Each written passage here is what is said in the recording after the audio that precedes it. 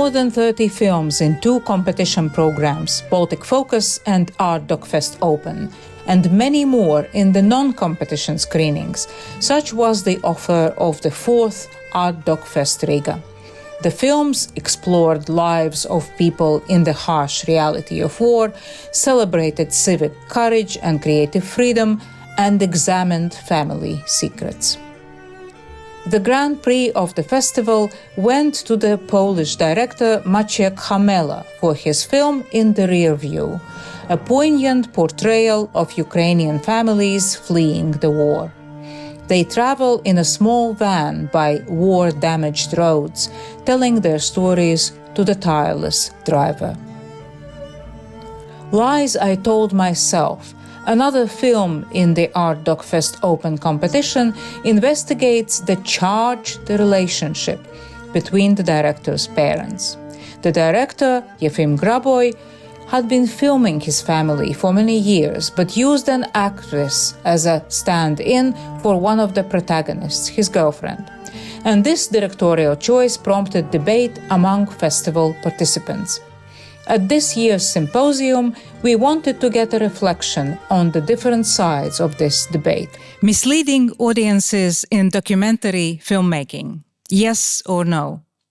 Such is the topic that we have chosen for this year's Artdocfest Symposium conversation. In contemporary documentary filmmaking, the directors frequently use the storytelling strategies and production techniques, as well as performative elements that are borrowed from scripted formats. But how far does the artistic license go? Is there a red line beyond which it is no longer an artistic license, but a breach of contract with the viewer?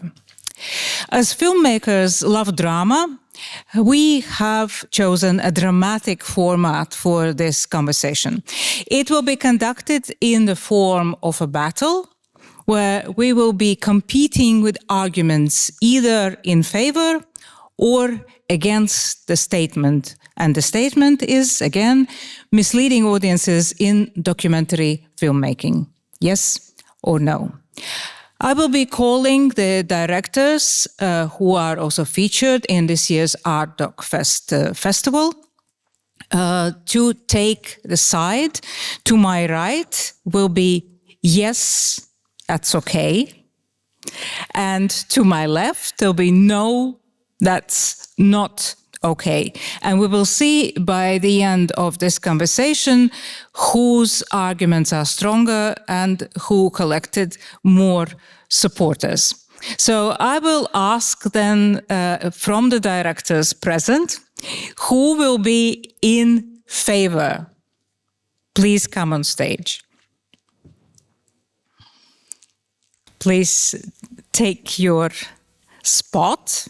And then, to make things interesting, I will immediately call on stage who is against. If there is anyone against, please take a spot in front of your colleague. Can I be in the middle?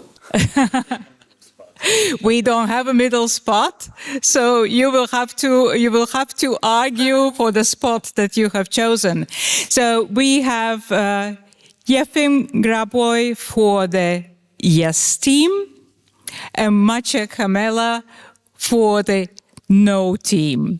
I'm actually at the yes team, but I'm more towards the middle from Efim, so I'll take this spot. Well, when you start arguing, we'll see how that develops. You may find that you are in the end on the same team, but let's start from yes and no and the opposition and see where we meet at the end. Efim, let's start with you. What are your arguments in favor? My arguments in favor, I would say that first of all, this discussion is about the approach to cinema overall and to the question what is actually cinema is. And in this discussion, I think every film, every creation is individually case to take. So we're talking about something very, very big, but actually it's like we need to take case by case in a matter. So for me, I can say for me, cinema is a way of expression, of emotion, of experience, and I approach cinema as a dream in our conscious reality.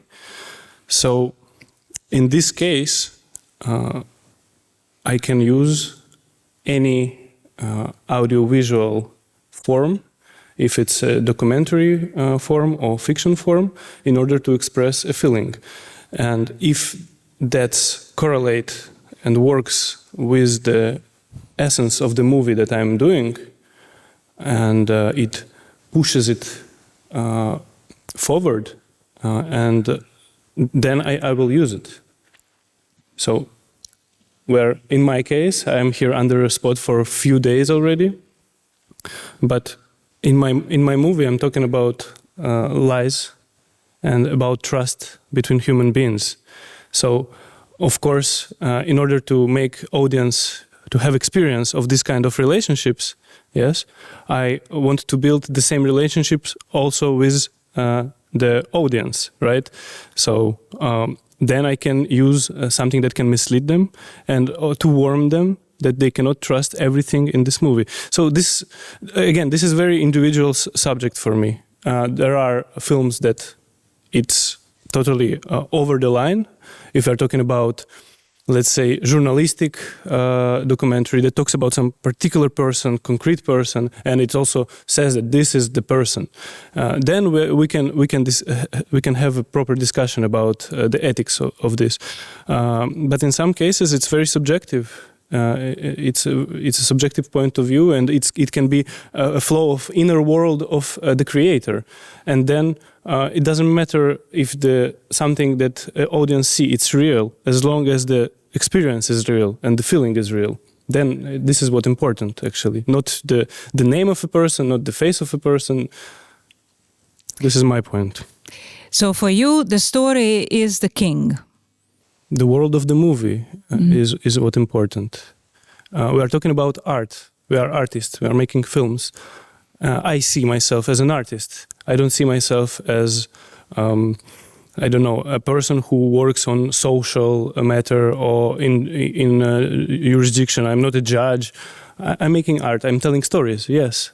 Telling stories through audio, visual, motion picture. So. But my job is to challenge your position. So you would say that there are no universal rules that apply to all documentary filmmaking, and say if there are rules, protect the vulnerable or honor the audience's trust and do no harm, that doesn't apply to all documentary filmmaking. Can you again? Can you make the point? three rules that are most frequently cited in the debates about ethics in documentary filmmaking are the following: do no harm, protect the vulnerable, and honor the audience's trust. So, would you subscribe to those principles, or are they flexible depending on what story you're telling? Wow, how can we judge all that? Like, every filmmaker has their own world, their own approach and way how a person builds a relationship. And sometimes we can see in a movie something that looks to us, something that we totally believe in and trust in, and then the trust with the audience, like, great. But on the process of creation, there were many human being relationship going on. So how can we go into each situation and judge it? And it's very, very individual. Some people are very far away from their characters. Some people are in total symbiotic relationship with their characters and in abusive relationship with their characters, and it goes like together. So, of course, I believe that you come to your characters, you come to your audience with love. It's very important. When you create something with love. Otherwise, I would personally not waste my time. Like, life is so beautiful. Why would I enter myself in a relationship that I feel uncomfortable for a long time, and also create relationship that are totally uncomfortable with audience? So when I approach with love, and it means that sometimes I still can show a person in a, let's say, in hard light, like something that he doesn't see from his point of view. Sometimes it can be hard for a character to watch him from my point of view. But if I approach with love to this character, then I feel that I'm not judging him. I'm just showing how things are. And again, I can only talk to how I see those things. For example, there are people who would be very against people that are sleeping, filming people that are sleeping. And I love to film people when they sleep. I think this is the most intimate thing that you can actually film in your. You can actually present. I think you can be or either prayer of someone. It's the most intimate, or either the person sleeps. So. And some people would say that this is not ethic, for example, but it means that their subjective approach to this case is that they cannot cross this line. Me personally, I can do that. Does it make me immoral? Maybe in point of view of someone, yes. Maybe someone would still agree with me. It's just everything how we approach things. I think it's a reflection of the inner world of the audience, and also of the creators. Because in one hall, there can be people that will say, "This is totally fine for me. I accept that." It means that their borders are wide, and there are people that will say that it's not okay, and everything is great. Like, it's just a matter of a human being. Everything is acceptable for me. Okay. Thank you, Efim, for making your case. Maciek, what would be your case against misleading the audience? Well, first of all, I think that before a film is a documentary film, it's just a film, and this is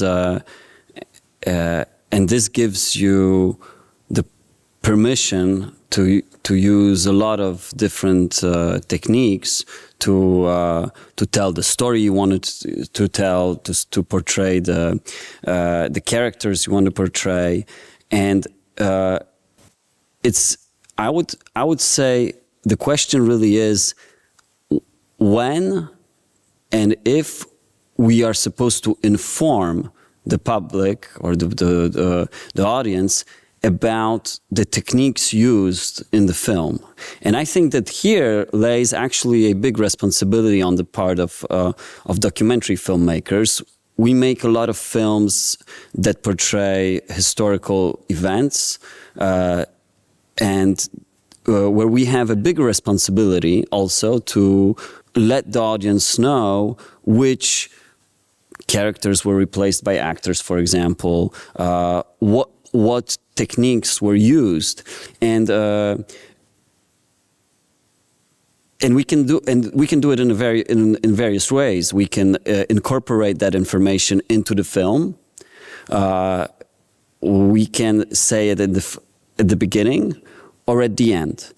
I think that the real problem is when this information is kept secret from the audience, and it comes out during interviews, but not everybody has access to this information, and this information could change the perception of certain events. And I can give you a lot of examples. I think Efim's film is not a really good example to have this discussion about, because it's a very personal story. And there is no real deception, because at the end we are informed that there is an actress portraying Dasha, and so for me everything is very clear cut. I can give you the example our film in the rear view, which we never thought we'll have this deception discussion about, but it turned out that now the film was sold to an American TV channel, and they want a special disclaimer before the film that will point exactly, they will tell the audience that the driver is the director of the film, and it's the same person, because it's not clear for everybody. And we had a discussion about this, and we never thought about it, but since it came up, and a lot of people, it came out also with journalists, certain journalists never realized that it's the same person. So we decided that it actually makes sense. The argument. It was a special, they have these special compliance departments in TV stations. It's a very big thing in the US right now, and we decided that they are in the right to demand this. And we're just now discussing, should we do it before or at the end of the film? And we're trying to incorporate it at the end of the film, this information. And I think it's so. At the beginning, my first reaction was, I don't need to tell this. It's because that was the idea for the film also, not to shift the focus from the driver, from the characters to the driver. But actually, I understand that some people may feel the need, since we are putting the film in the category of documentary film. If you put your film and you send it out to festivals as a fiction film or as a hybrid film, you have the right to do whatever you want. It's for me, it's obvious. But the moment you put documentary film, things get more slippery. There is some kind of responsibility in the first, and this is why. What you said is it's in the third position, because first of all we have this responsibility towards the protagonists, and we have to be fair to them. They have to know what they are involved in a way, and this is always also a very big gray zone in documentary. And then comes also the audience. So I would say I disagree with you by agreeing with you in a way, and it all comes down to details, to the way we inform.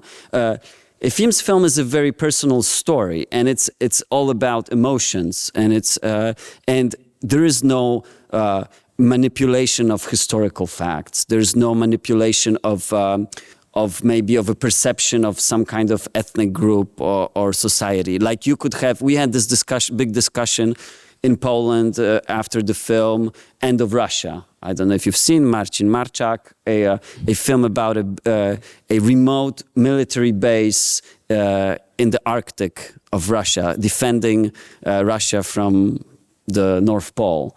And at the last moment, they didn't get permission to shoot in the base, so they used a defunct base, and they called up some veterans who were no longer serving in the military, and they replayed their roles. And they got in a young recruit who didn't really know what he was involved in. And and this was a big discussion. It's a much bigger manipulation that was being made on something that could portray the Russian military in various ways. So there was a much broader discussion. I think your film is just like another film that just came out, a wonderful film, Four Daughters, which you might have seen, which is an amazing portrayal of a family where there are four daughters, but two of them are absent because they joined the ISIS, and they are being played by actors who are invited to this common psychodrama, we could say. And I feel it's in the same genre. But I do think that with this stamp documentary, there are some responsibilities that come. That come with it, and we have to be conscious of that. And it's about how we inform the audience about what they have just seen or what they're about to see. So for you, it's all about transparency. But again, to poke holes in your arguments, wouldn't you then say that the magic between the screen and the audience is therefore impaired because you are too transparent? Maybe we don't even want to know about the techniques that you have used, so long as I can identify with the story and it moves me emotionally. So do you think that there is no risk of breaking that magic? So now you switch sides. Well, that's my job. This is exactly if the author thinks that the transparency will impede somehow the artistic process, maybe it's better to leave these informations for the end of the film, for the end titles. And this is what often we can see. And I feel that there is as long as we inform that things have been changed. And in documentary, we do little trickery all the time. We have to put but you cannot not put the border anywhere. And we start with little tricks. For example, our sound broke off in the last two sentences of a character. Now we will use the new AI techniques to restore a sentence that somebody said. And what if we have an idea to alter a word that was said there, or because the phrasing was not right, or the person made a mistake? What if we change the word there with the use of an AI? Would that change? Would that be a manipulation worth telling about to the viewers? This is the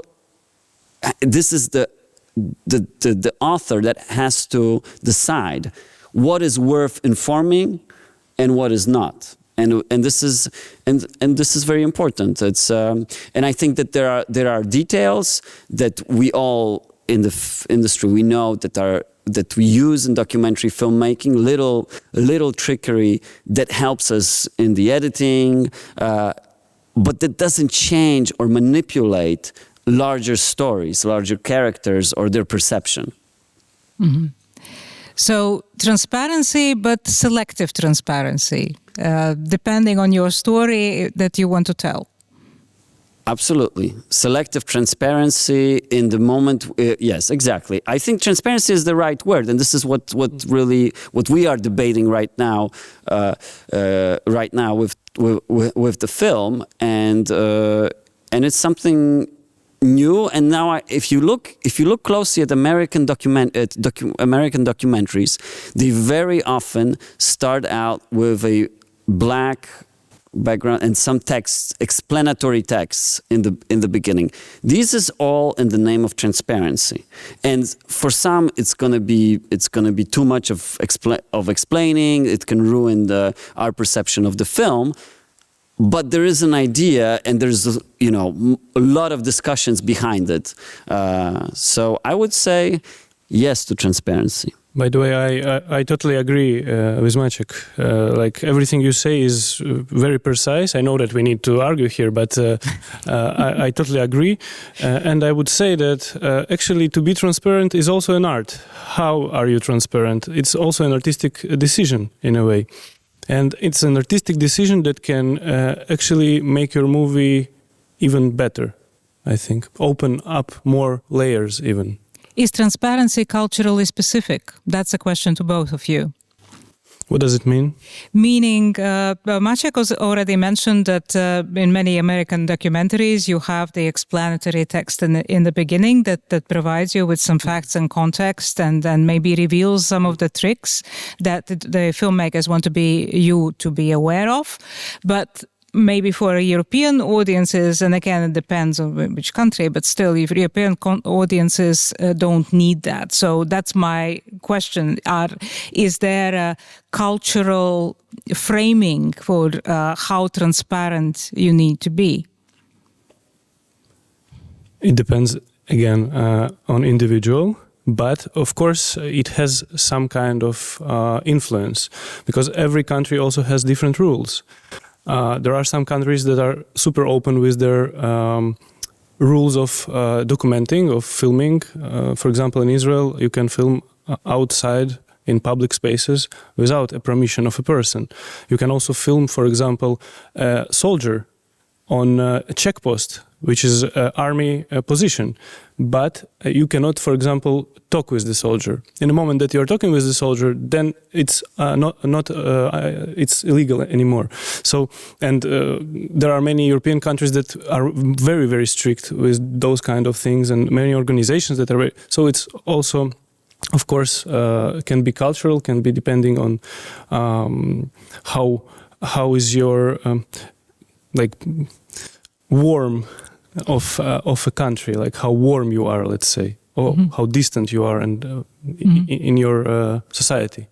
Maciek, on how respectful you are to a privacy of a human being. Yeah, thank you, Maciek. Do you have anything to add on the culturally specific transparency? I would say that for me, transparency is the source of it is probably entrenched in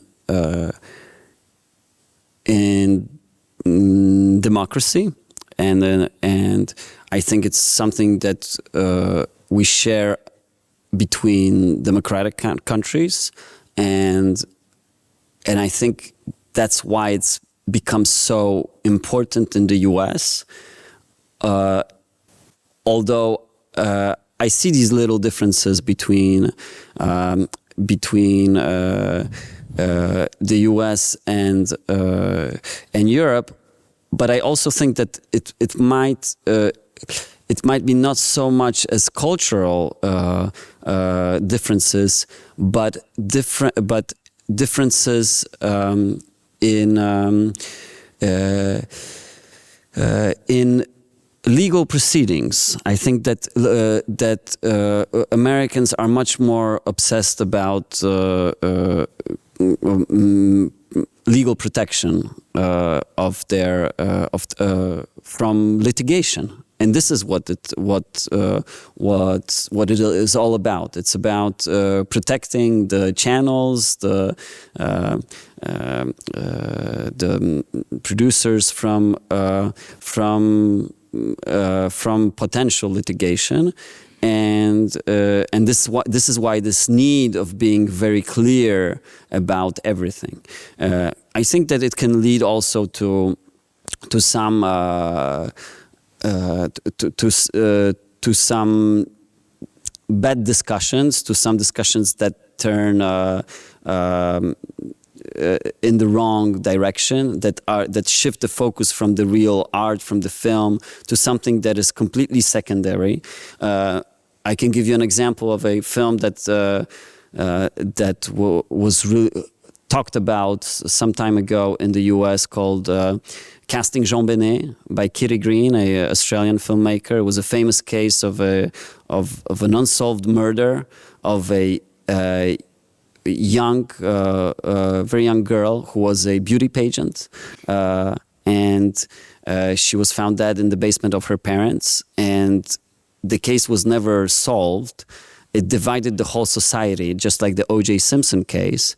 And the director, she made a casting made out of people who wanted to be part of a film, who wanted to be actors, but who were part of this little community in which the murder happened in Boulder, Colorado. And she did castings with them and a little bit of reconstruction. And and what turned out to be the film was not the reconstruction, as most people thought, but the castings, where they would talk about their personal feelings towards the case. So this was it was not a film that tried to solve the case at all. It was a film that regrouped all these people who had wild, sometimes theories about who murdered. They had some relationship to the family of Jean Benet. It turned out it's a beautiful film and a portrait of a society, but people, a lot of the people in the audience thought that the people participating were tricked into in the participation of the film, although they were not. They were told from the beginning. They signed that the casting process will also be used in the filming part, and it became a very big thing and discussion. And here we're also touching on some other points, not only misleading the audience, but potentially misleading the participants of the film. But I'm just saying there's always, if we don't put a boundary anywhere, we can always go out. The discussion can always lead us somewhere where we're way off away from cinema. And I think it should be on both sides. There should be a clear boundary, but a clear boundary for the filmmaker, and a boundary that he can or she can explain to herself and to the audience. I will ask one last question to test your opinion on one specific case, and then we will be wrapping up. And I already see which way we are going. You are coming closer and closer in your positions. Which is good. Which is good. My question is. How far, again, if we are talking about some red lines beyond which it's no longer an artistic license, but in a way a breach of trust, and how transparent you should be about what you do. A true story from an American filmmaker where there was this, filming animals for a nature documentary, and the idea is that you want to show how a predator catches a hare, and the hare, of course, is a very fast animal. So what happened is that they didn't manage to shoot it because the hare was always very fast and was not caught. And then what they did, they broke a leg of one hare, and then it got caught. So they got their shot, but are you allowed to do? Of course, it could have happened to the same animal in the natural environment, but is this overstepping the audience's trust or not? Wow. This is a very good question, because it's related to animals and not human beings. That you can have. This is about audience, not about the protagonists in this case. Although there would be people arguing in favor of protagonists too. But let's talk about the audience. I would say with the audience, I less care about their feelings in this moment. I would say that with the animal, I would have a problem. Like me personally, I couldn't do something like this. Yes, because, for example, if I invite a person, a human person, and this person knows that we're gonna go, even if the person doesn't know how far we can go or how deep we can sink, the person knows that we are going to enter some spaces that can be hurtful, that it needs to prepare for, and then we are diving in, and this process can be hurtful, but it's not abusive because we have an agreement. Yes, with animal you cannot do something like this. So when you hurt an animal, it's just your it's a violent act. So, but as for the viewer, I think viewer is not very important in this case. So the viewer will see what was supposed to happen, and it's not a big deal. He will go and continue his life very nicely after. Yeah. Maciek? No film, fiction or documentary justifies injuring of humans and animals, and I think that's very clear. Although it has happened before to humans and to animals on set, as we know from recent. Alec Baldwin knows something about that. That's it in fiction, but yes, Alec Baldwin knows more than anyone else about this particular topic. Okay, I think having heard both of your arguments, I heard in both of your arguments that story, an individual story, is very important, that then there is a need for transparency, but transparency is selective and again depends on the story that you are trying to tell. And the quote that really stuck with me is what you, Efim, said, is that a filmmaker needs to approach it from the point of love. So long as he or she does it from the point of love, then there is no breach of trust with the audience, or there shouldn't be. So we have two more directors in the room who heard the arguments of Efim and Maciek, one arguing for story is king, and there is very individual approach that also has to stem from the place of love, and so long as that you yourself are genuine, then your artistic license is quite wide. And Maciek, to a degree, agreed with that, but said that there needs to be a transparency, and the question is how you apply that transparency, and it may be selective depending on the story that you are telling. So we have really varying degrees of yes or no. It's not that much clear cut, but you will have to then choose the team that you agree more. So for a very wide artistic freedom, that's Efim's team, or Maciek, slightly narrower, that also requires transparency, greater transparency on the filmmaker's part. So we have Olga Chernykh and Svetlana Lischinskaya. I will ask you on stage, choose the side, and I will ask you to add your comments on either of the arguments. It's please. Love for the filmmaker, love for the audience. It's very good. Transparency, yes, I will. Transparency yes, we defend transparency and democracy, and you defend, you choose. Artistic approach. Okay. Yeah. Okay, Svetlana, you chose the team for a wider, unbridled artistic license. Tell us why. First, I just put in ChatGPT that asked him to give me definition of documentary film, and I even didn't read it. A documentary film is a non-fiction motion picture intended to document some aspect of reality, primarily for the purposes of instruction, education, or maintaining a historical record. It often presents factual information and events, typically in a journalistic and observational style without fictionalization. Oh, so ChatGPT should have been on stage. It was ChatGPT answer, and if I hear... It's an old version that you have. ChatGPT. You know what? For me, it's only the issue of definition.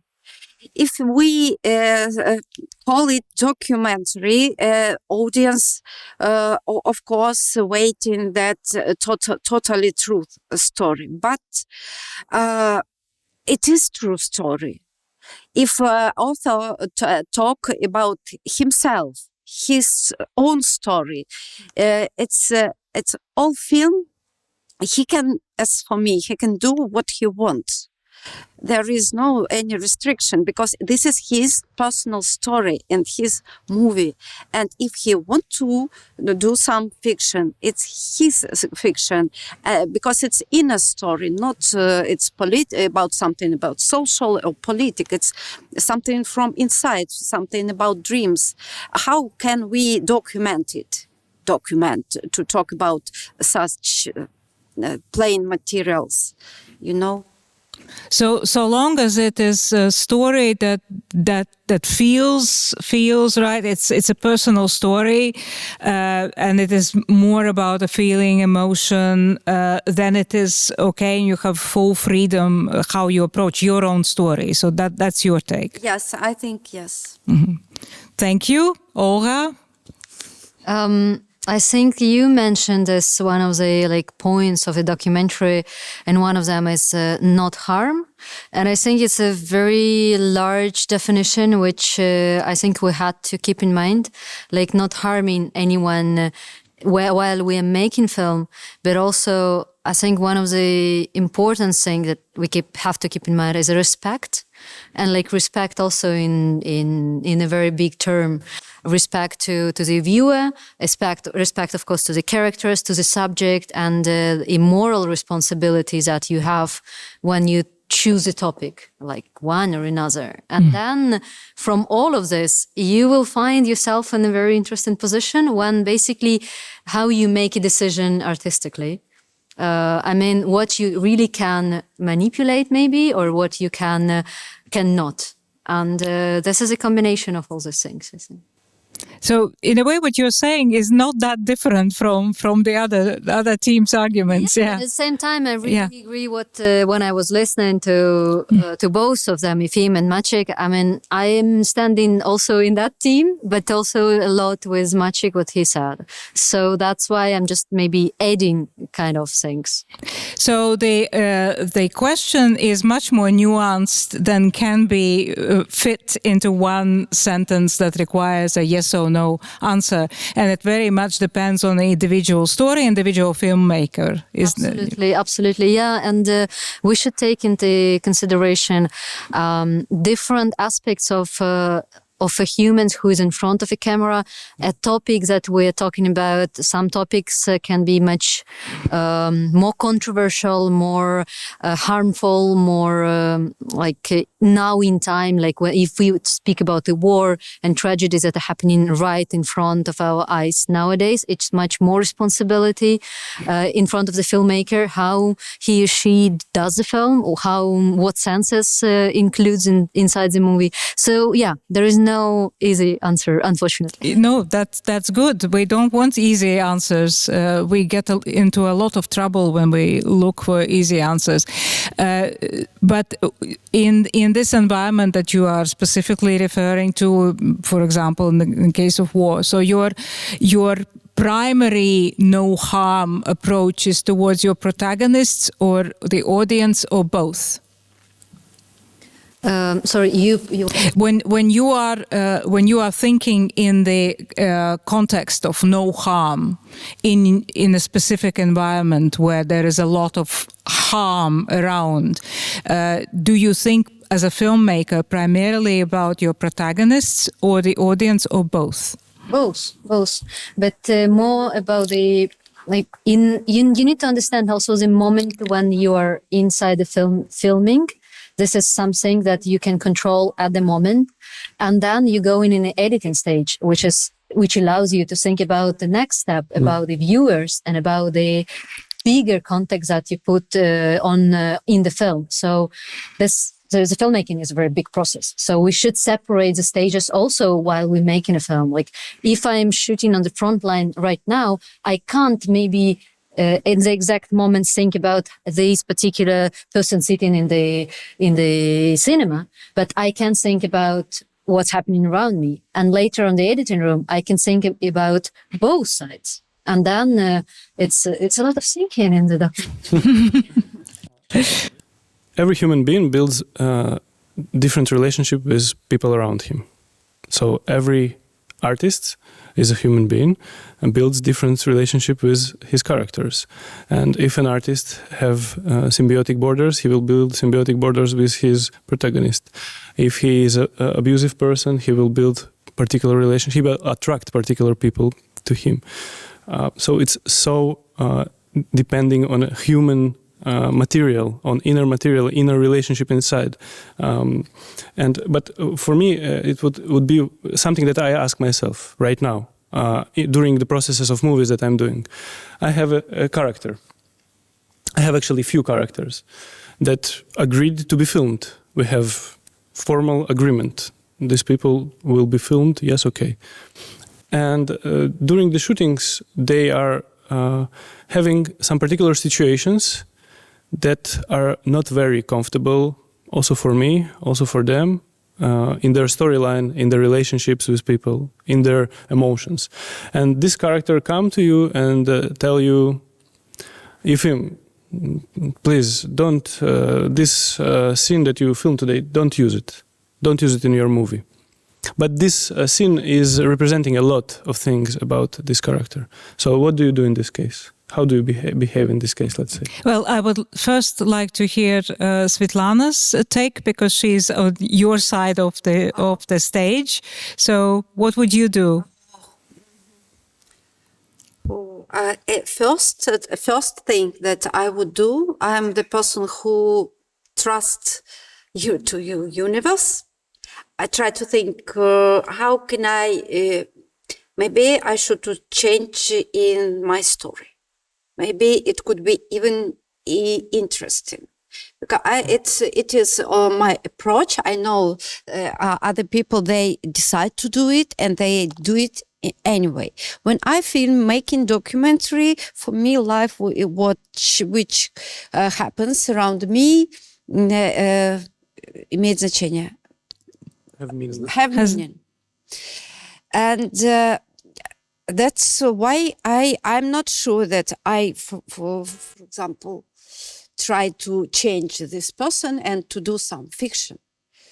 I don't know, because I'm different from Efim. But I respect this approach, because maybe because I can't do this. Because it's also the type of his own honesty, to be honest. Mm-hmm. Because I'm adjusting, but he not.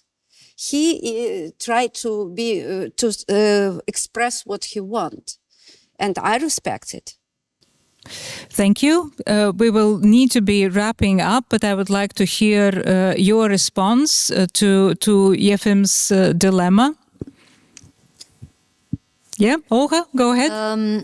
I would not judge from the first very moment, like in moment of shooting, but I would let myself to edit the scene, for example, after some time, and see how does it work for the film. You can leave the scene till the rough cut, let's say. It could be 1 year later.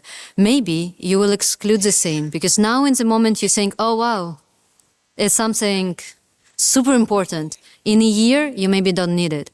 Second thing can be, you can always show in the already final film it to the character. If he or she was considered about it, maybe they will change their mind. Maybe it's okay scene. Maybe they will not see anything like this after the time pass. So don't rush, I would say. Yeah, that's a very good suggestion. Maciek, do you have anything to add? We're working in documentary with real people, so we have to take them into consideration. We're making the films with them and not against them usually. And if we're doing the film against them, we have to have strong grounds for that. That's also allowed. There's investigative documentaries, and I think it's just it's always a long discussion. I would go for a long drink with the character. And on this optimistic note, I think we can be wrapping up. What we have arrived at is that you basically all agree that the director needs to be thoughtful and mindful of both the protagonists and the audience, but of course the perception of what is on screen very much depends on each person's background and the baggage that they bring into the audience, and that informs their reaction. Just like for the director, his or her life and perception informs what he or she puts into the story. So I think we all meet in the middle, and you can shake each other's hands and agree. Thank you. Thank you for taking part. Thank you. Thank you. Did you fight a little bit? No? Oh, you're boring. It's my phone fight.